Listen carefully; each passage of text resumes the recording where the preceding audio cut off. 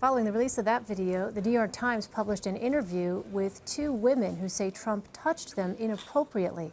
Jessica Leeds, now 74 years old, described sitting next to Trump on a plane more than 3 decades ago. She says he began touching her after takeoff, describing it as an assault. Another woman, Rachel Crooks, told the paper about a similar interaction with Trump when she was a 22-year-old receptionist working in Trump Tower. Ms. Crooks recalled after she introduced herself to Trump, he began kissing her directly on the mouth. Leslie Sanchez, CBSN political contributor and Republican strategist, joins us now by phone. Leslie, let's start with this video.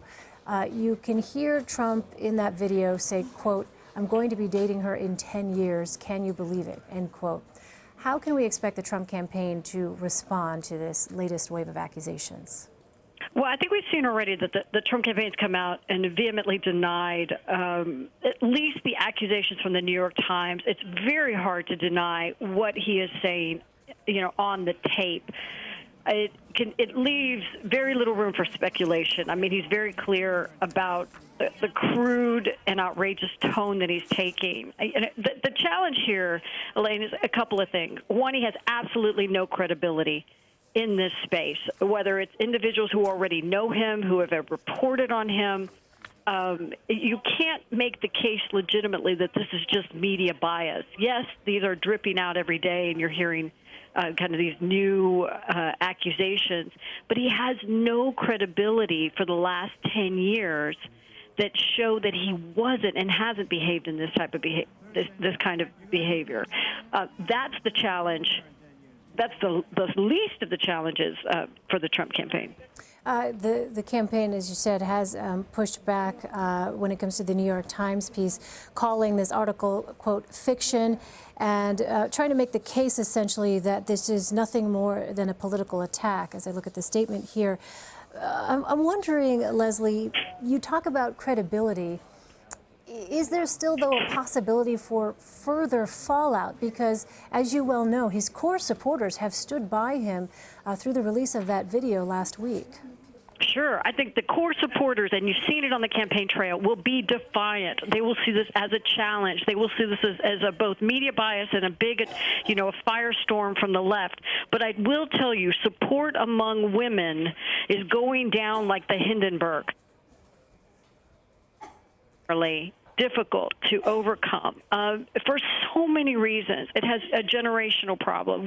Whether it's, you're talking about women in these articles in the 70s and 80s who had have experienced similar things to that. You have women of a younger generation who have been very much, like we've talked about, very sensitive, very open on social media about talking about what is okay and what's not okay. There's just a different tone in America when it comes to these types of accusations. I think we have to be careful because we don't know. It is a case of he said, she said. But from a media perspective and from a campaign perspective, he has such a thin thread to weave a good story together. I just don't know that it's doable. So I wonder, Leslie, as we've seen the poll numbers, he's already trailing Hillary Clinton in the polls. Do you expect numbers to slip further? I expect numbers, particularly in the women's space that we're talking about. He's got his solid base of support.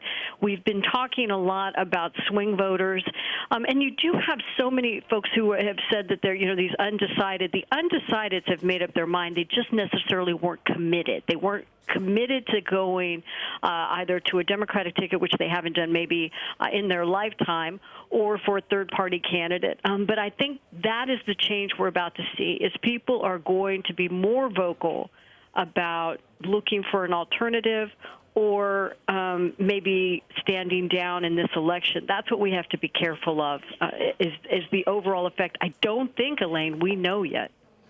So I wonder, against that backdrop, Leslie, from a strategic perspective here on the political front, what would be the best options, you think, for the Trump campaign at this point, as we hear more and more of these stories and videos emerge? Sure. It's not the first time that Republicans have faced this kind of onslaught of, just accusations. They've just never compounded so much and been so outrageous, so disturbing, and quite honestly, so exhausting. This is an area nobody imagined we would be talking about as it relates to the leader of the free world. That's what's so difficult. It's difficult to overcome. And the Trump campaign does not have a bank of governors and strong leaders in the state parties that have come out and said we're going to stand with him regardless. We know his character for the last 10 years. As a matter of fact, just today, the Iowa state chair for the Federation of Republican Women stepped down because she could not in good faith support the top of the ticket. So it's already having ramifications down ballot and in the party structure itself. That's going to be the challenge. There's not a surrogate operation that's strong enough or healthy enough or legitimate enough to give this saliency. You know, Leslie, you and I have talked on the air many times about how effective a surrogate Ivanka Trump has been for her father. And she hasn't appeared with him following the release of that video, the 2005 video. How significant is that, you think, Leslie? It's extremely significant because she has, and I don't think we know yet what she's going to do. This is a situation where you need a Judy Smith, a crisis manager, to come in there and really clean this up and get in front of this as soon as possible. And again, it goes to the fact that Donald Trump is a poor messenger on this. He can say defiantly, and his supporters will stand with him. But for a lot of women who've really been struggling with what to do on November 8th, this is just compounding the problem. And Ivanka, I believe, instinctively knows that. Most women know that, especially business leaders who've been in probably uncomfortable situations themselves. They understand that it's imperative that we empower women, and this is not the kind of stand you want to take politically or professionally. All right, Leslie Sanchez, thank you so much for your perspective. Appreciate it.